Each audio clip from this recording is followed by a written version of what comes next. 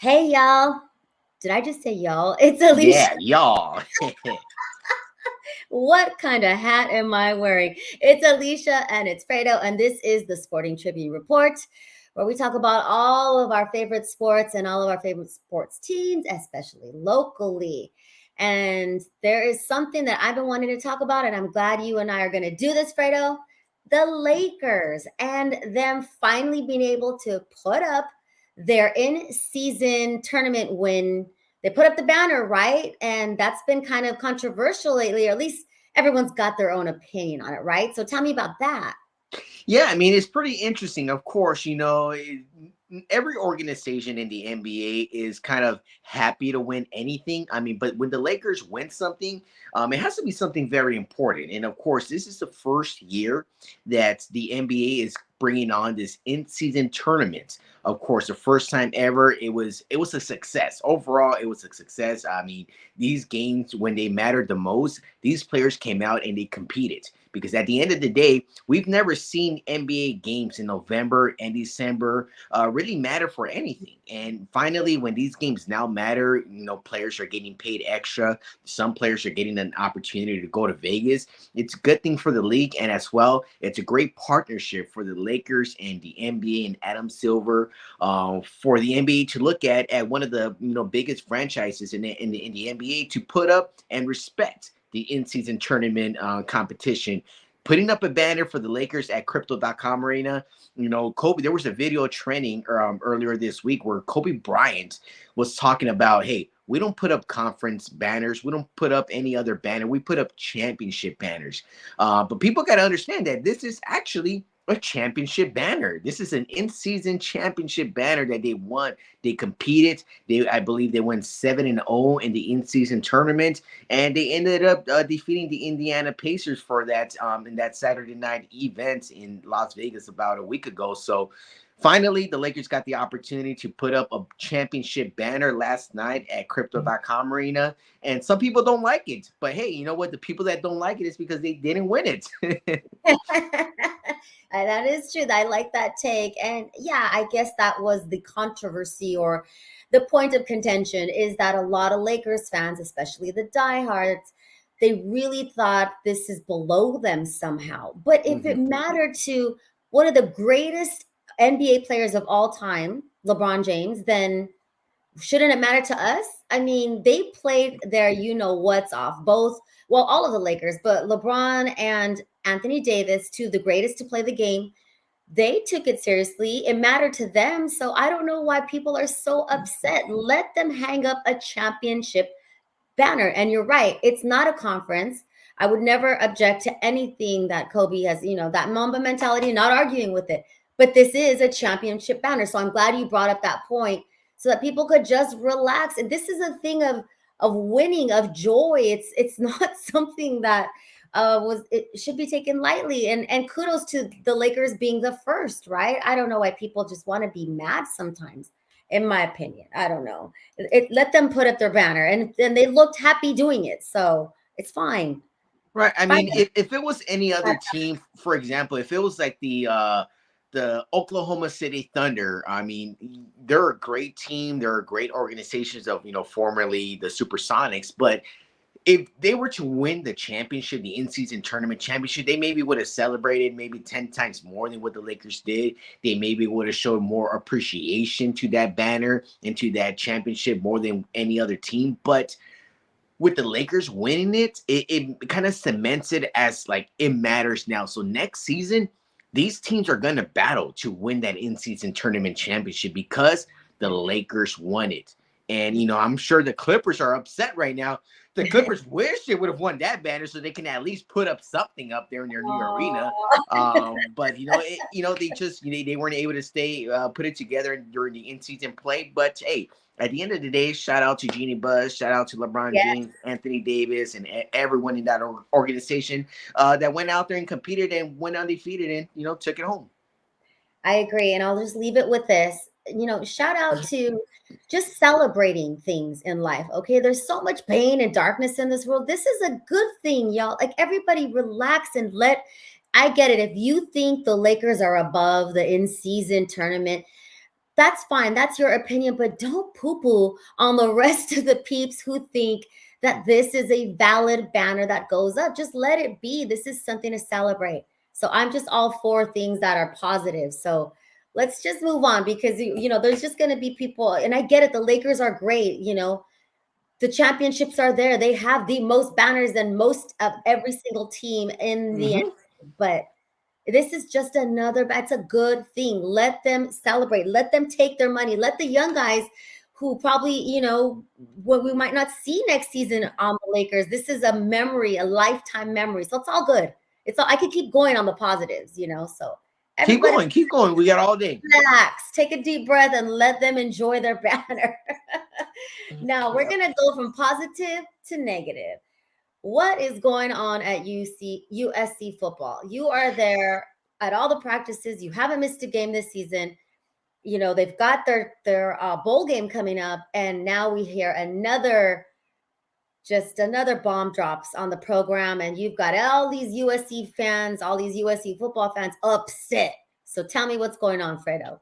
Yeah, I mean, some news broke out on Monday that, USC quarterback Malachi Nelson, who was previously playing at Los Alamitos High School, not too far away from USC last year, after his first year with USC, staying coming in, from what I heard was that he originally came into this program last year knowing that Caleb was going to play one more year and then the keys were going to be handed to him. Mhm. When he was told about 2-3 weeks ago that the keys were not going to be handed to him and were going to be handed to a 4-year quarterback coming into his fourth year in Miller Moss, he was not so happy about the situation. He was not, he was not excited to stay on the team and try to play in this bowl game and see what it takes, because the whole talk, after the season ended, Lincoln Riley did mention that he was like, look, right now, we don't even know who our number one, our number two, and number three is. We understand that Caleb has a lot to look forward to, whether he's going to return or not. But Miller Moss is going to be our guy following up. He indicated and said, like, look, Malachi Nelson's growth has not been what we expected. When Lincoln Riley said that, I was like, whoa, like, okay, so you're talking about a 5-star recruit who you recruited from your backyard, and now, you kind of told him, hey, sign up now. We'll get you the keys in your sophomore year. And then you bring in Miller Moss and be like, well, we're going to give the keys to Miller Moss. You can hang out on the side. But even though Lincoln Riley still said, hey, even though I got these two guys in my team, I'm going to go look for another quarterback in the portal. So it's Yeah. like, okay, we can see that USC right now and Lincoln Riley, they don't have their quarterback that they're going to play in 2024. Miller Moss might not be the guy. I got a chance to talk to Miller Moss after practice on Monday, and he was asked like, "Hey, if you hear and you see that Lincoln Riley currently is still looking for another quarterback, does that affect your decision whether you want to stay with USC moving forward?" And he's like, "Look, I want to be here. Whoever enters a portal, that means that they just don't want to be here. I'm a guy that wants to be here." And you got to give some shout out to Miller Moss. I don't know if a lot of people know this out there, but Miller Moss, just like a lot of kids out there, had dreams when they were young, and he had a dream in being the USC quarterback. There was a picture that was trending on Twitter that he posted up when he was a kid wearing his USC Matt Leinart t-shirt, and him, wearing that Matt Leinart number 7, and now having him being part of the program and living his dream right now. Even though he's not getting the playing time he wants, at the end of the day, he wants to be a Trojan, and he's going to be a Trojan, and he's excited to face off against Louisville over at the Holiday Bowl next week in San Diego as well. But yeah, there's a lot go. Even though there's no USC football action over the last 4 weeks, there's still a lot to talk about. It's still trending, and it's not upwards. I feel so bad, and I'm putting it out there already. If you all don't know, if it's your first time here with the Sporting Tribune, I'm biased. I am a Trojan, class of 99. So I just feel really bad that there's this turmoil going on through, USC football and their program. And I just I'm hoping that behind closed doors, it's not as bad as it seems, but I feel like there's always something every other day. It's like, oh man, it's like, what now? So, as someone who was at the USC loss to Utah, and I'm not going this year, but a lot of my friends and fellow alumni, they're just not excited. They're really down on USC football right now, and that's just in my little world. I'm not speaking for everybody, but that's just a little taste of how things are. It's like a bad taste, and we haven't even finished this season yet, right? So it's a little tough. It's a little tough. No, it's not. And kind of for me to throw in a little more news out there. There's two other players, two critical players, two highly recruited players, in Tackett Curtis, freshman Tackett Curtis, and as well Domani Jackson. Yeah. Both of those guys are both entering the transfer portal as well, which was reported on Monday.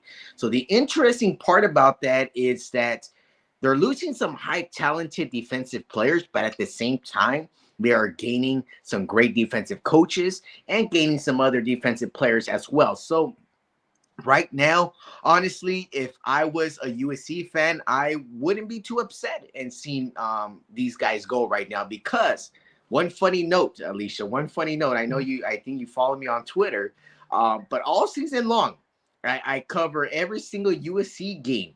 Yeah. And I believe the most talked about player on my tweets besides Caleb Williams was Domani Jackson, who was the cornerback on the defensive side of the ball for USC. And I cannot recall how many tweets I put out there that said, Domani missed another tackle. Domani missed another defensive opportunity. Domani cannot do that. Domani cannot do this. And I felt bad because I'm just reporting on what I see out there. And I'm tweeting for the people out there to see what I'm seeing. But to see Domani Jackson go, and even Lincoln Riley talked about it on Monday after practice. He was like, look, the guys that are entering the portal, if they don't want to be here, they don't have to be here. He's like, they can go elsewhere and, hopefully they can find success out there. But, that's just one thing I had to say about that. But, Domani Jackson, wish you nothing but the best, and I hope your game improves. Yes, they are still, young men out there, and I'm actually for the transfer portal, but of course, like a biased fan, just not when it's hurtful to us. Right. I'm being real. I'm being honest. I'm like, yes, I'm player friendly gal. I really like that the players have choices and they can monetize. I'm for the players, absolutely. But then it comes to my team, I'm like, so I'm putting it out there. I'll never lie to you. I'll never lie. That's just my personal opinion. So we hope they get it together. UCLA, let's talk about, they just had their bowl game, and we have a lot of UCLA fans that check in with us on the Sporting Tribune. So what were your thoughts on that bowl game? I mean, first of all, for UCLA to have these amount of wins, and especially the way UCLA finished the season, I mean, finishing and dominating USC at the Coliseum, just being there and just seeing how they made the season for USC a lot sadder than what it was. And just seeing the success that those guys out there. I mean, Ethan Gabbers. I mean, he proved it. He proved it at this LA Bowl on Saturday at SoFi Stadium that he is going to be the quarterback for the Bruins next season. I mean, and Chip Kelly as well. He's a offensive mind coach. Like, he always will make every quarterback a lot better than what they think they are, and that's exactly what Ethan out there is doing. He didn't think he can play that good, but I mean, seeing the way he played out there, it's impressive to see what UCLA has done and what Chip Kelly has done to kind of keep that program alive, because UCLA has never been a football program. They've always been a basketball program.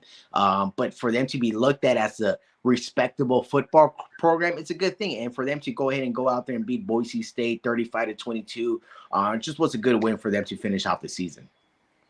Yeah, I just keep coming back to the things I've been reading and talking about with fellow college football fans. Both of these teams, USC and UCLA, their programs are going to the Big Ten. And Yes. the season and the way it went, and I don't know, like I'm just hoping and praying that it works out for them, and that the former Pac-12 can make a showing in the Big Ten. You know what I'm saying? Yeah, no, it's gonna be a crazy season next year. No Pac-12, lots of teams wondering to see what they're going to do. It's gonna be pretty interesting to see that. Pretty interesting. There's no going back, right? I mean, this is what USC asked for. They helped make this happen. So I really hope that they can have a presence in the Big Ten. That's all I'm saying. It's going to be really embarrassing. It's already harmful that the way I mean, congratulations to the Pac-12. They actually showed up this season. It was very exciting. A lot of domination. It's not over yet with some, the bowl games coming up for the rest of the Pac-12 teams. But I really hope that USC football makes a statement or has a presence in the Big Ten because they asked for this. No, they did. They're going to be having some tough opponents, and that's the thing. I mean, I don't know. The Pac-12 people always kind of undermine the Pac-12, and they're like, "Well, look, the Pac-12 is not the Big Ten. It's not those other conferences in the East Coast." But now being mixed in with them, now you're dealing with the Michigan, you're dealing with Ohio State, and you're dealing with Nebraska. You're dealing with some of these high quality programs out there that is going to be like now every single game matters. It's like you're no longer going to be playing a San Jose State. You're not going to be playing a Nevada, who you're going to dominate out there. Now you're going to be playing these great programs out there. Thankfully, Jim Harbaugh might not be the coach of Michigan over there. So, they might be a little different looking next season. Right. Stay tuned. Stay tuned. We'll definitely be talking about that. Yeah, Jim Harbaugh to the Chargers. Right. You would know. I'm going to keep following you. I want that breaking news to happen because you've been at all of the Chargers too. You're right there on the sidelines at the practices, at the games. Is that what you're hearing? Are we going to have of course, right now that we bring that topic up, I mean, when we look at Vegas always has all the odds right now. And right now, the odds and the favorite to get the head coaching job is Bill Belichick. Bill Belichick, who it has been reported earlier this week that Bill Belichick and the Patriots are looking to part ways at the end of the season. And apparently those were confirmed reports. So the speculation is like, okay, he's going to walk away from New England, and the head coaching job is right there for him. He is that type of minded coach. I said this last time. The Chargers they do not need a young coach. They don't need a young coach to come in here and try to be the next Sean McVay. Like, no, you need someone that's established already and knows how to coach and is going to gain the respect from the whole locker room. Because one thing I can say that I could say right now, a few players were really they zoned out from listening to Brandon Staley. That's just from what I've been hearing, that some players just completely blocked him out and weren't really giving him the respect he needed. Brandon Staley's a 36, 37-year-old coach. Some of these players are right within that age range as well. And for you to lose the locker room, especially in the NFL, I mean, you lose the locker room in the NBA, it's a whole different thing. You're dealing with 12 players that maybe you can keep under control. But when you have a roster of 60, 80 people, inactive players, it's hard to keep it together, especially when you're losing. And when players have social media and they're looking at social media and they're seeing all the bad stuff they're seeing about how your coach can't coach, it sucks. It sucks to be that guy. But, it's sad to say that the Chargers only have bright things coming up for their future. Yeah, I will say this. I want the Chargers to get someone because we haven't even seen all of what Herbert can do. Okay. So we have Belichick. He worked with Brady and he helped elevate Brady. Absolutely. And that's great. We can't take that away from respect, right? It was a dynasty. But I still think that the Chargers need an offensive minded coach. I mean, that's just I don't know. And wasn't there a rumor that Belichick was going to be GM of the Patriots? So we definitely it's like a soap opera, a novella right here. Like who's that's the best part. That's the best part of it right now. Seriously, when people start getting fired, there's opening jobs everywhere. Right? It makes it very interesting. But that's the best part about it. I know that once from my understanding, the Chargers are going to take their time in really getting their new coach right now. They did mention earlier today that they're going to really make this work. They're buying into being an LA team. I think that was their main problem. And some of the Spanos talked about that. They're like, we're kind of adjusting to now being this LA mega team. It's like, you got the roster. You have a high talented roster. You have a Joey Bosa, Khalil Mack, Derwin James. Yeah. I mean, Keenan Allen, I mean, Austin Eckler, Justin Herbert. You have great talent, great talent. Now you got to understand that you're in Los Angeles. You're no longer in San Diego, where they're not going to pay attention to you. Yep. That's the hard part right there. What were they thinking? This is LA. We've got lots of options. City of champions. So hopefully they can get it together. And Yep. we're running out of time, but I do want to mention the Rams. The Rams, congratulations on another win. So that's 4 out of 5, only losing to Baltimore. We talked about that already. They're still in the hunt for a playoff spot, right? Yes, they are right now in the hunt. They are tied with the New Orleans Saints, the Tampa Bay Buccaneers, at 7-7 right now. So Okay. it's going to be pretty interesting because they're also tied with the Minnesota Vikings. So there's 4 teams in the NFC who are 7-7 right now. So with 3 games remaining in the regular season, these are going to be some of the toughest games for these 4 teams in order for them to kind of stay alive and to try to compete, because no one expected. I mean, even you, Alysha, tell me right now, did you expect the Rams to at least win 5 games? No, because I was believing all the talking heads. I were like, this season's gonna suck, and I was preparing myself for it. And I went to a couple of the early games early in the season. And that means we just got to give kudos to McVay, Stafford, the team for maybe sometimes that benefits, right? Is no one expects you to win. And so you have, I don't know, maybe less pressure and you just come together and prove everybody wrong. So good on the Rams. They won their championship. They're working with less and they're still doing it. So I really hope that we can still continue to watch the Rams in the postseason. So fun. So No, fun. yeah, definitely gonna be.